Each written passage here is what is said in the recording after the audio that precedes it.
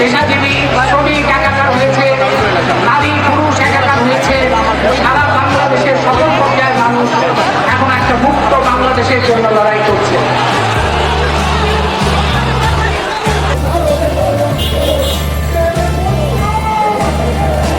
নামা উচিত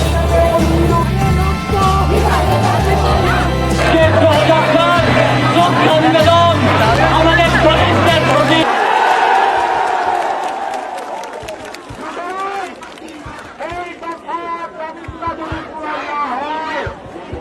আগামী রবিবার বিকাল ৩টায় জাতীয় প্রেসক্লাবের সামনে থেকে